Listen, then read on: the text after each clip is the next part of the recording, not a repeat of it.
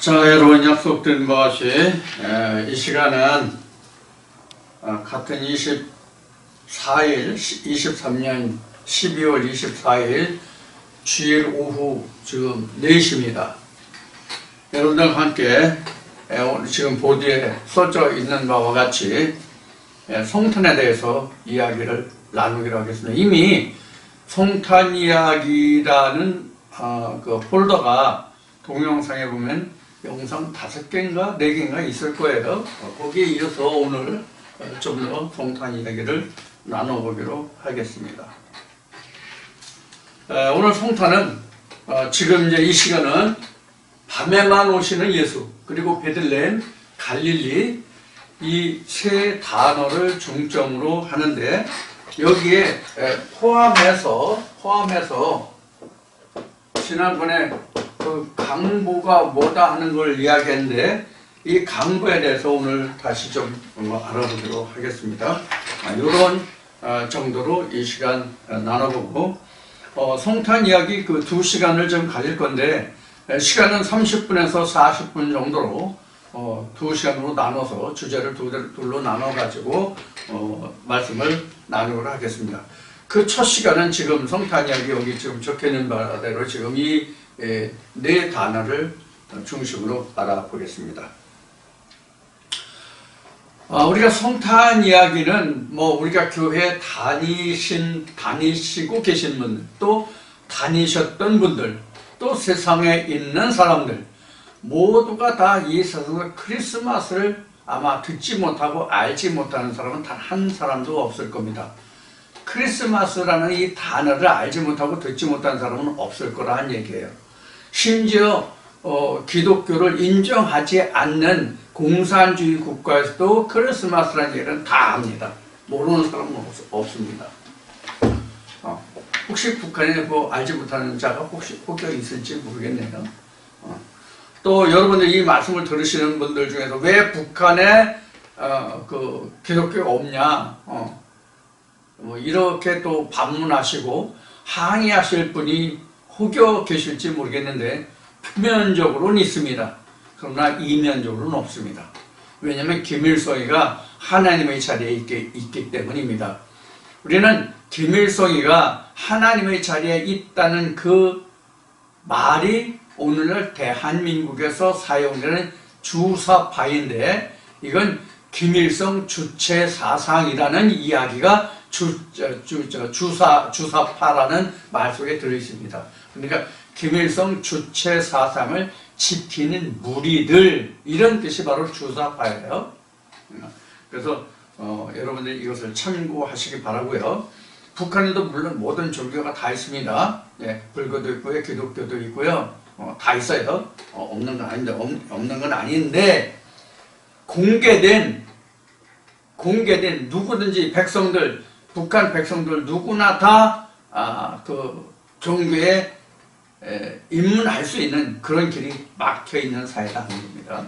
특정한 사람들만 기독교는 즉 기독교뿐만 아니라 종교의 옷을 입고 있을 뿐입니다. 자, 오늘 지금 성탄을 맞이해서 이 내용을 알아볼 말씀은 누가복음 2장입니다. 누가복음 2장 1절부터 14절까지 그 말씀을 바탕으로 알아보는데, 우선 누가복음 2장 1절부터 14절 말씀까지 제가 한번 봉독해 보겠습니다. 이때에 가이사 아우구스도가 영을 내려 천하로 다 호적하라 하였으니, 이 호적은 구레뇨가 수리아 총독되었을 때에 첫 번 한 것이라. 모든 사람이 호적하러 각각 고향으로 돌아가매, 요셉도 다윗의 집 족속인구로 갈릴리 나세렛 동리에서 유대를 향하여 베들레헴이라 하는 다윗의 동리로 그 청혼한 마리아와 함께 호적하러 올라가니, 마리아가 이미 잉태되었더라. 거기 있을 그때에 해산할 날이 차서 맏아들을 낳아 강보로 싸서 구유에 뉘었으니, 이는 상원에 있을 곳이 없음이더라. 그 지경에 목자들이 밖에서 밤에 자기 양떼를 지키더니 주의 목자가 곁에 서고 주의 영광이 저희를 두루 비추매 크게 무서워하는지라. 천사가 이르되 무서워 말라. 보라 내가 온 백성에게 미칠 큰 기쁨의 좋은 소식을 너희에게 전하노라. 오늘날 다윗 동리에 너희를 위하여 구주가 나셨으니 곧 그리스도 주시니라. 너희가 가서 강보에 쌓여 구유에 누인 아기를 보리니 이것이 너희에게 표적이라 하시더니 호련히 허다한 천군이 그 천사와 함께해서 하나님을 찬송하여 가라되 저 기높은 곳에서는 하나님께 영광이요 땅에서는 기뻐하심을 입은 사람들 중에 평화로다 하니라. 아멘. 여기까지. 지금 보드에 써져 있는 이 단어들이 지금 여기에 다 지금 읽은 성경 누가복음 2장 1절부터 14절 말씀 안에 다 들어있습니다. 이 내용을 보겠습니다. 간단한 데서 빨리빨리 설명을 드리도록 하겠습니다. 앞에 말씀드린 바대로 이미 우리는 이 단어들에 대해서 많이 익숙해져 있어요. 왜냐하면 그동안 제가 여러 동영상 말씀들을 통해서 이 단어들을 이미 수십 번 설명을 드렸기 때문에 이미 익히 다 아는 바예요. 그래서 오늘 다시 한번 되새김하는 의미에서 이걸 살펴보고자 합니다. 지금 여기서 밤에만 오시는 예수라는 것은 낮은 이미 예수가 와 있다는 의미가 되기 때문에 요한복음 1장에 기록된 대로 그 하나님의 빛이잖아요. 이건 창세기 1장 2절로부터 지금 하나님의 빛이라는 것이 설명이 되잖아요. 그래서 성경에서 가장 먼저 창조되는 것이 바로 뭐예요? 빛이란 말이에요. 예수란 말이에요. 그래서 말씀 안에서 가장 먼저 지어지는 것이 뭐냐면 빛, 하나님의 그 말씀 예수 그리스도가 그 안에 들어있다는 것을 성경은 증거하고 있는 거예요. 창세기 1장 2절부터. 자, 그래서 우리는 이미 예수가 와 있으면은 성탄이라는 게 필요 없단 말이에요. 그래서 우리가 실제로 여자들이 그 잉태를 해서 애를 낳는 것은, 해산하는 것은, 출산하는 것은 낮일 수도 있고 밤일 수도 있어요. 시간으로 보면 낮에 낳을 수도 있고 밤에 낳을 수도 있어요. 우리 인생은. 그런데 하나님 안에서 예수 그리스도의 탄생은 반드시 밤이다 하는 얘기예요. 이게 바로 무슨 얘기냐면 창세기 1장에서 첫째 날부터 여섯째 날까지 창조를 보면 항상 하나님이 창조하시고 저녁이 되고 아침이 오죠. 자, 그래서 지금 창조 원리를 보면 창조를 하고 그 다음에 밤이 되고 그 다음에 빛이 오잖아요. 바로 이런 관계예요. 이 창조가 하나님이 지어 놓으시고 어떤 과정이 필요하냐면 밤이라는 과정이 필요하다는 얘기예요. 밤이라는 과정이. 이 밤이라는 과정이 뭐냐면 제가 이렇게 표현한 적이 있어요. 숙성된다. 이렇게 표현한 적이 있어요. 즉 익어가는 과정이라고요. 이게 익어가는 좀 숙성되는 과정이 무슨 뜻이냐면 내가 지금 천지창조에 대해서 지금 말씀을 여러 번 들었어. 지금 천지창조를 지금 얘기를 하고 있으니까 천지창조를 얘기하고 있으니까 천지창조에 대해서 그동안 여러 번 이야기를 들었는데 이 이야기를 들을 때는 알 것 같은데 돌아서는 모르겠어. 또 그 다음에 궁금해서 또 다시 들었어. 들으니까 좀 이해가 되는 것 같아. 좀 나은 것 같아. 그런데 또 이걸 덮어놓고 또 딱 접으니까 또 다시 아래송해. 사랑하기 때문에 헤어진다는 그 말이 아리송해. 이렇게 아리송해 계속. 그것이 혼돈공허 흑감. 그리고 이걸 숙성이라고 얘기한 거예요. 혼돈공허 흑감 속에 있다고. 이 말씀이 완전히 정리돼서 오늘 이사야 30장에서 열매까지 확인해야 된다는 얘기를 했었죠. 그 열매를 확인해야만 아침이야. 이게 아침이야. 그래서 저녁이 되고 아침이 되니 무슨 날부터 첫째 날, 둘째 날, 셋째 날, 넷째 날 이렇게 되잖아요. 그런 이야기예요. 지금 이런 과정이에요. 그래서 창조를 하면 밤이 오고 밤이 지나야 아침 빛이 온단 말이에요. 그래서 항상 요 과정이 밤이란 말이에요. 여기는 낮이고요. 그래서 이미 하나님의 말씀이 다 풀려서 그 결과까지를 알면 이미 낮이에요. 그러니까 다시 올 필요가 없죠. 그래서 이 말씀에 대해서는 이 말씀에 대해서는 다시 내가 처음부터 다시 되짚어서 이것이 이런가 저런가 상고할 필요가 없잖아요. 그러니까 완전히 낮이라고. 즉 완전히 밝혀져 드러났다 이 뜻이 아침이고 낮이란 말이에요. 그러니까 예수는 밤에서부터 시작해가서 나면 아침이야 이미. 그런 의미가 들어있어요. 자, 그래서 지금 예수는 그래서 반드시 밤에 잉태돼서 밤에 낳는다. 그래서 아침이 오면 이미 예수가 드러난 상태예요. 지금 말씀 완전히 다 깨달아진 상태. 요것을 말할 때 지금 성경에서 그래서 예수의 탄생이 밤에 탄생됐다고 지금 성경이 증거하고 있는 거예요. 자, 이 밤이라는 것을 그래서 설명드렸고, 이 베들레헴이라는 것은 이거 히브리어에서 유래된 말인데, 이게 바이트 그 아파르라는 말에서 이게 온 말이에요. 그러니까 바이트는 집이고요. 아파르는 가루를 얘기하는 가루, 먼지, 티끌, 이게 이제 그 아파르인데, 그래서 창세기 2장 7절에 하나님이 흙으로 사람을 지으시고 그 코에 생기를 불어넣었다 이렇게 되어 있는데, 그 흙이라는 말이 바로 흙 중에서, 많은 흙 중에서 먼지, 티끌 같은 어느 한 존재를 얘기해요. 그래서 아파르민 아담하거든요. 우리는 그냥 흙으로 사람을 짓고 이렇게 번역이 돼 있지만, 흙덩어리 중에서 어느 티끌, 이런 거 영어로 얘기하면 아파르가 dust예요. dust, 티끌, 먼지. 인생 전부가 다 통틀어서 땅덩어리라고 얘기한다면 그 중에 하나는 아파르예요. 그런 의미예요. 그래서 한 사람으로 인해서 세상에 죄가 들어오고 한 사람으로 해서 모든 사람이 구원을 받는다. 그 한 사람이라는 뜻이 아파르예요.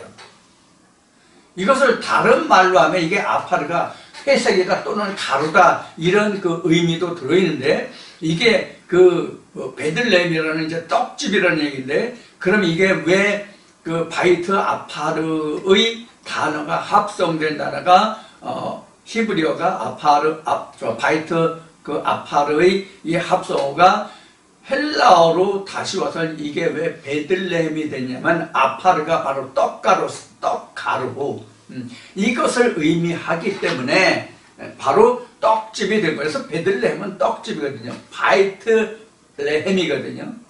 떡집이에요.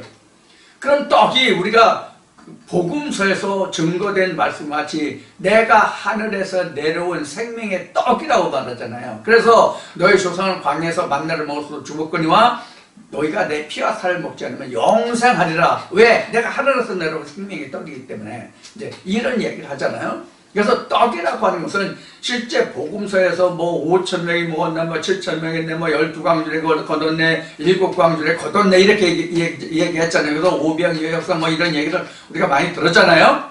그래서 떡 하면 실제 베들레헴 또는 바이트 그 아파르 이렇게 해서 그 떡집이라는 번역이 이제 우리가 쓰고 있는 말이기는 하지만, 결국은 이것은 뭐냐면 예수의 피와 살을 이야기하는 거예요. 이게 떡집이에요. 그래서 예수의 피와 살이 있다는 얘기는 생명이 있는 곳에서만 예수 그리스도가 남을 받는다 하는 얘기예요. 이것을 다른 말로 표현하면 성경에 불이 켜진 교회, 불이 꺼진 교회라는 말이 있잖아요. 그래서 불이 켜진 교회가 베들레헴이에요. 불이 켜졌다는 것은 교회에 집에 불을 켜놨다는, 그 불이 켜졌다는 것이 불을 켜놨다는 그런 뜻이 아니에요. 촛불이든지 호롱불이든지 뭐 전기불이든지 뭐 람프불이든지 뭐든지 간에 불을 켜는 그것이 불이 아니고 빛이 아니라 그래서 아니라 하나님의 말씀이 없으면, 즉 하나님이 안 계시면 예수가 없으면 밤이고 어둠이란 말이에요 이게. 그래서 그런 의미가 바로 베들레헴이라는 뜻이에요. 실제 떡을 말하는 게 아니에요. 실제 떡을 말하는 게 아니라 비유적이란 말이에요. 비유적이라고 하는 것은 우리의 영혼이 어떻게 살림을 받느냐, 살아남을 받느냐, 즉 부활을 할 수 있느냐 하는 의미에서 생명의 떡이라고 한 거예요. 그래서 하나님이 우리에게 보여주신 것은 모세 때에는 땅에서 나는 만나를 생명의 떡이 됐죠. 그런데 이제 신약에 와서 예수 그리스도 때에 예수가 말하기를 지금 말하는 바가 있어요. 내가 하늘에서 내려온 생명의 떡 내가 만나다. 그래서 내 피와 살을 먹고 마시면 영생한다 이렇게 말하는 거예요. 자, 그래서 이제 이 베들레헴이 뭔지를 다시 한번 말씀을 드렸고요. 그 다음에 갈릴리예요. 이 갈릴리는 우리 전에도 여러 번 말씀드렸어요. 이것도요. 우리 문이 있잖아요. 집마다 문이 있잖아요. 집마다 문이 있는데 문이 미닫이 문도 있고 돌조기를 달아가지고 그 열고 닫는 문도 있고 그렇잖아요. 쉬운 예로 경첩이잖아요. 경첩. 이 경첩이 바로 회전문이죠. 문이 이렇게 돌고 돌잖아요. 그래서 회전문이라는 것은 같은 궤도를 움직이는 같은 궤적을 가진 궤적, 회전하는 그 자취, 회전하는 게 일정한 자리를 열고 닫을 때 일정한 자리를 열고 닫는 그것을 우리가 궤적이라고 그래요. 그 궤적을 갖는 것이 바로 뭐냐면 경첩 때문에 그렇잖아요. 그러니까 경첩은 집 자체에 열고 닫는 문을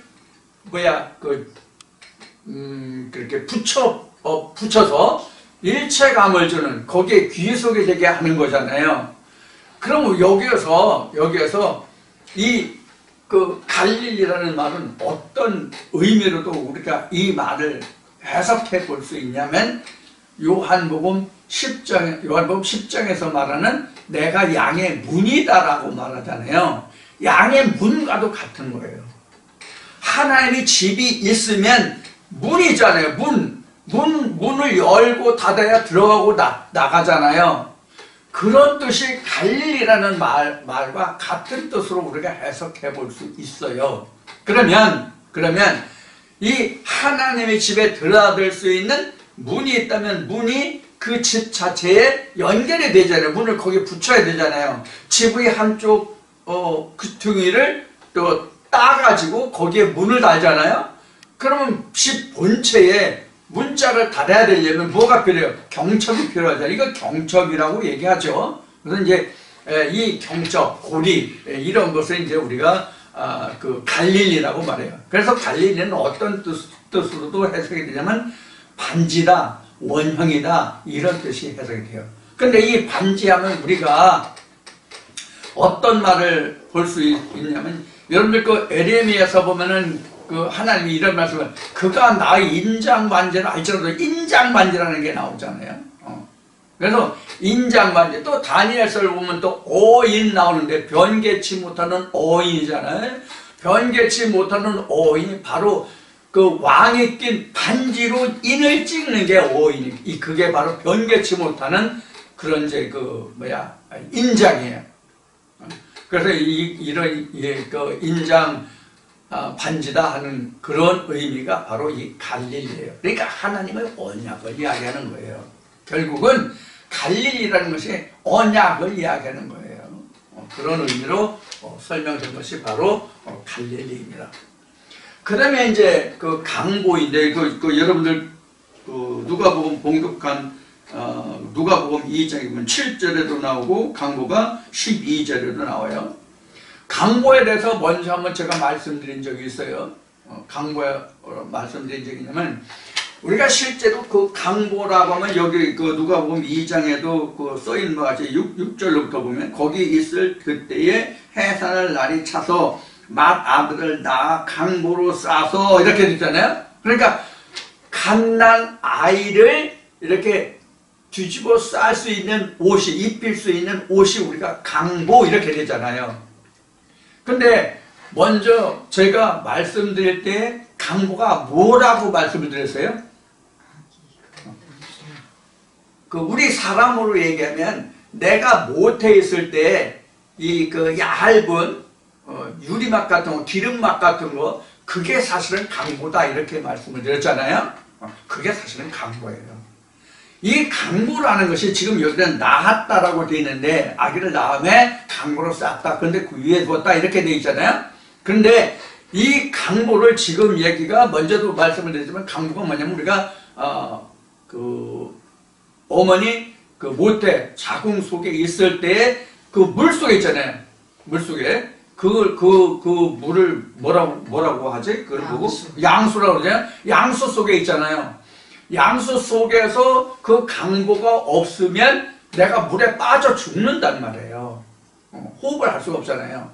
그래서 강보로 쌓여 있고 그다음에 탯줄로서 영양을 공급을 받는단 말이에요.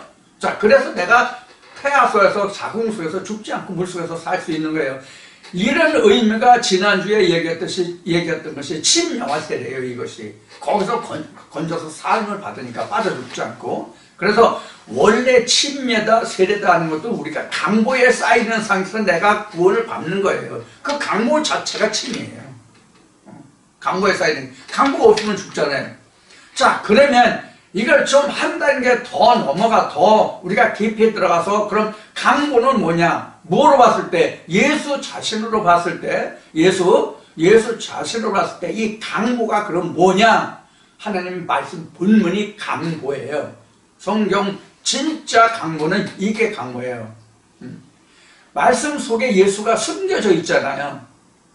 말씀 속에 예수가 숨겨져 있잖아요. 그래서 성경 자체가 바로 뭐냐면 강보예요. 그러면 모세가 강보가 되고 예수는 그 안에 있는 생명체예요. 그러니까 율법 속에 예수가 들어있다. 그래서 예수가 말하기를 모세의 글에 모든 기록된 것이 다 나에 관한 것이다. 이렇게 기록된 거란 말이에요. 자, 그러면 여러분들 강보 이제 충분히 아시겠죠? 자, 그 다음에 한 가지 또 첨가해서 추가해서 알아본다면 뭐가 있냐면 거기 구유가 나오잖아요. 구유. 여러분들 구유 아나요? 여기 충청도에서는 이것을 구유를 구수라고도 얘기하거든요. 구수 또는 구시 이렇게 얘기도 했는데 이게 이제 지방 방언이죠. 이제 표준어는 구유예요. 그럼 구유는 소나 말들이 그 사료를 넣어서 먹을 수 있는 그 밥통이 밥그릇이 구유란 말이에요. 그러면 예수가 구유에 놓였다는 것은 뭐냐면 우리 마음속에 예수가 있다 이런 뜻이 내 안에 강보로 쌓여서 예수가 있다는 뜻이 구유에 있다 이 뜻이에요. 왜 그러면 내 그 마음속에 신비에 감춰진 신비에 감춰진 예수 그리스도를 말할 때 왜 그럼 내가 구유가 되냐면 지금 이사야 공부하고 있죠. 이사야 공부하고 있는데 이사야 5장에서 우리가 포도나무를 배웠고 그 5장 7절에서 이 나무는 이스라엘 백성이다 이렇게 되어 있잖아요. 유다 백성이다 이렇게 되어 있잖아요. 그래서 이스라엘 백성 속에 예수 그리스도가 있는 것을 강보에 쌓였다 또는 구유에 놓였다 이렇게 이야기하는 거란 말이에요. 그래서 강보라고 하는 것도 여러 가지 의미로 볼 수 있어요. 왜 그러냐면 나로 보면 지금 그 강보가 말씀 속에 들어있는 예수 이렇게 얘기해요. 그래서 말씀이 그래서 모세가 강보라고 얘기했잖아요. 그럼 강보에 쌓여있다는 것은 감춰져 있다는 게 쌓여져 있다는 감춰져 있다는 그런 의미도 된단 말이에요. 그럼 내 안에 강보로 쌓여있으니까 아는 자만 받은 자만 안다고 하는 뜻이 바로 이런 의미도 들어있거든요. 자, 그래서 그 구유에 누웠다는 것은 그때 당시엔 실제로 이 성경에 기록된 대로 사관이 없어서 구유에 누웠다 이렇게 이제 설명하고 있는데 이것을 다른 말로 번역해서 부드럽게 풀어본다면 예수 그리스도를 영접할 만한 데가 없기 때문에 천한 곳에 이렇게 태어났다 이 뜻이 된단 말이에요. 오늘날도 마찬가지로 앞에 오늘 이사야 30장에서 여러분들에게 설명을 드린 바와 같이 우리 전한 바 우리 믿는 바 우리 찬바를 누가 옳다 시인했고 믿었느냐 이런 말씀을 이야기하는 거예요. 그러면 예수가 어디 가서 발 붙일 곳이 없어요. 다른 말씀으로 하면 쉬운 얘기로 까마귀도 여우도 새도 깃들 곳인데 인자는 머리 둘 곳이 없다 이래 돼 있잖아요. 이게 사관이 없다 이 뜻이에요.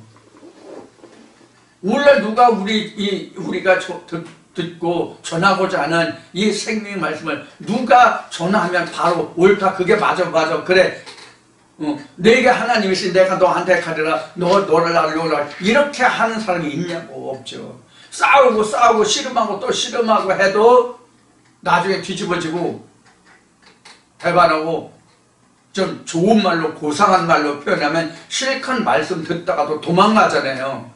가장 고상한 말로 표현하면 도망간 거예요. 나쁜 말로 표현하면 뭔지 모르겠는데 야반도주가 여하튼 그렇게 된단 말이에요. 자, 그런 의미로 기록된 것이 지금 예수의 탄생 기록이에요. 근데 이 갈릴리라고 하는 것은 또 우리가 그 나사렛 동리 뭐 이렇게 또 얘기하잖아요. 이 나사렛이라는 것은 그 보잘것없는 작은 마을을 얘기하는 거예요. 예수가 다윗 동네에서 태어난다고 하는데, 메시아가 다윗 동네에서 나온다는데 무슨 그 갈릴리 나사렛 동네에서 무슨 그 선한 것이 나겠냐 이런 말씀이 있잖아요. 지금 여기 공격할 말씀은 없지만, 이것이 뭐냐면, 야, 보잘것없는 저 사람한테서 저 사람이 유명한 목사도 아니고, 교회 성도가 몇만 되는 것도 아니고, 불과 몇 명 앞에서 떠드는데, 무슨 거기에 거룩한 뭐가 있어? 뭐야? 이런 뜻이 또 나사렛이라는 의미가 있어요. 그러니까 보잘것없다, 얕잡아 보는 그런 뜻이 또 나사렛이라는 의미가 있어요. 그래서 성경에도 야, 나사렛에서 무슨 선한 것이 나겠냐 이렇게 나오죠. 성경에 바로 그런 뜻이 들어있습니다. 이와 같이 예수 그리스도가 밤에만 태어나고 베들레헴에서 갈릴리 나사렛에서 강보에서 이렇게 있는데, 이것은 아는 사람만 안단 말이에요. 아는 사람만, 받은 자 외에는 이것을 아는 자가 없단 말이에요. 이런 의미를 가지고 있는 것이 바로 예수의 탄생이에요. 자, 오늘날만 그러냐? 모세 때도 그렇고 예수 때도 그렇고 장차도 그렇다 그런 얘기예요. 지금 그러한 것은 지난날도 그랬고, 지난날이 그렇다는 것은 오늘날도 그랬고, 지난날과 오늘이 그렇다는 것은 장차도 그렇다는 얘기란 말이에요. 그래서 이 성경에 기록된 이 모든 말씀이 응하는 것은 시대를 초월하여 언제나 항상 똑같다. 그래서 하나님은 해전하는 그림자도 없다, 영원하다, 이렇게 이야기하는 거예요. 자, 이러한 그 특성과 의미를 가지고 있는 것이 바로 예수의 탄생이에요. 그런데 우리가 이 밤과 낮에 대해서 전혀 그 성경에서 설명하고 있는 것을 창세기 1장의 천지 창조에서부터 시작해서 이 낮과 밤을 죽었다 살았다를 사람이다 짐승이다 하는 이 모든 의미들을 우리가 사전적인 각 나라마다 그 국어가 있잖아요. 국어. 대한민국은 이제 한글이 국어잖아요. 한글이 국어고, 영어권은 영어가 국어고, 그렇잖아요. 중국은 한문이 국어고, 그렇죠. 일본은 가타카나 히라가나가 국어고 이랬잖아요.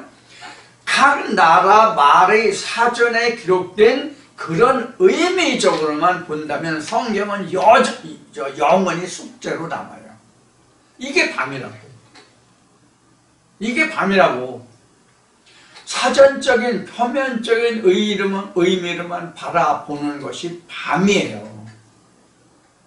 그런 밤의 과정에서 밤이 풀어져야만 아침이 되잖아요. 밤이 풀어져야만 그 내용을 알 수 있잖아요. 그 풀어지는 설명을 듣는 과정이 창조고, 그 설명을 듣는 과정이 창조고, 그 들은 것이 해석되고 이해되고 열매 매적하는 그 과정이 밤이고, 아침은 그 열매를 먹는 시간이 아침이에요. 그래서 예수는 항상 밤에 태어나고 아무도 인정하지 않고 알아주지 않는 그런 상태로 태어나고, 그것도 또 태어난 것도 밤에만 태어나는데 하나님의 말씀이 증거되는 그러한 곳에서만 태어난다. 어디에서든지 예수 그리스도가 태어나는 게 아니다. 이런 것을 우리가 좀 생각해 볼 필요가 있습니다. 그런데 우리가 지금은 그 의술이 발달해 가지고 웬만하면 잉태 못하는 자들도 잉태하게 하잖아요. 예를 들어서 그걸 뭐라 인공수정이라고 그러지. 인공수정. 종자 수가 작거나 또는 종자가 죽어 나오거나 생명력이 없거나 그러면 종자를 수정하는 경우도 있고, 또 여자가 남자는 정상인데 종자나 이 정충은 정상인데 여자가 남자가 시원찮아 가지고 불임 및 경우도 있죠. 이런 것도 지금 이런 것도 현재는 의술로서 수정을 시키잖아요. 인공 수정으로.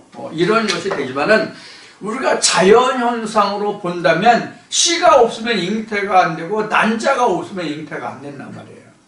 자, 여기서 우리가 이것을 정자와 난자를 영적으로 말하면 정자가 있으면 이게 베들레헴 떡집이에요. 근데 무정자증이면 이건 베들레헴이 아니란 말이에요. 아무리 애써 힘써도 안 된다고. 자, 그런데 이거를 뒤집어서 이야기하면 여자가 씨를 받으려고 정자를 주었는데 이 여자가 이것을 잉태하려고 하지 않는다면, 피임을 한다면 잉태가 또 안 되잖아요. 정상이라 할지라도.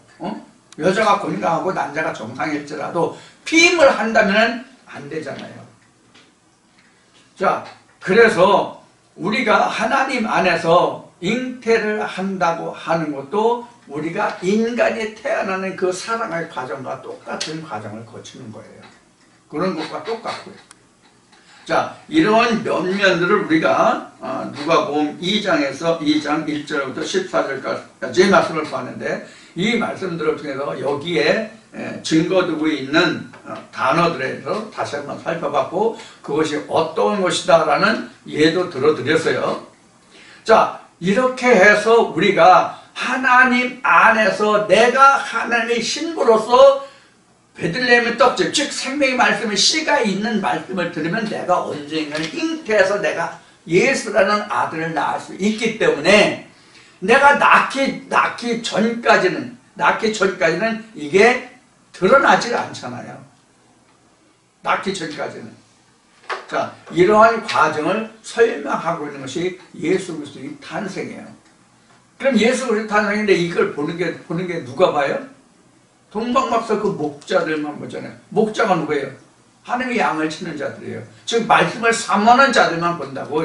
이걸 다시 바꾸어서 이야기만 설명해 드리면, 양을 안 치는 사람들은, 양 치기를 원하지 않는 사람들은 이걸 알 수가 없다. 이 상을 하나의 아들 잉태되고 낳으실 아기 예수가 나는 것을 이게 목도하지 못한다고. 그러니까 내가 양을 치는 자가 돼야 돼요. 그래서 예수가 베드로에게 부활 후에 내 양을 먹이라, 내 양을 먹이라, 내 양을 치라, 이 말씀이 그거예요. 네가 나를 사랑하냐 물으시면서 내 양을 치라 먹이라가 바로 그런 의미라고요. 자, 이와 같이 해서 나는 아기 예수를 양육하는 자가 되는 거예요. 왜? 내가 예수의 뭐가 됐으니까? 신부가 되었으니까. 그래서 내가 하나님 말씀 안에서 예수가 강보에 쌓여 있는 것을 확인해야만 그때 비로소 내가 무엇을 부를 수 있어요? 하나님께 찬송을 드릴 수가 있어요. 아기 예수를 봐야만. 자, 이런 말씀이 지금 누가복음 2장이나 마태복음이나 예수 그리스도의 탄생을 기록한 이 말씀이 바로 그런 뜻이 됩니다. 자, 오늘 성탄을 맞아서 첫 시간, 2시간 한다고 그랬는데 그 첫 시간은 성탄 이야기 첫 시간은 지금 보드에 써져 있는 것이 이런 것들을 여러분께 설명을 드렸습니다. 자, 잠시 쉬었다가 1시간 더 하겠습니다.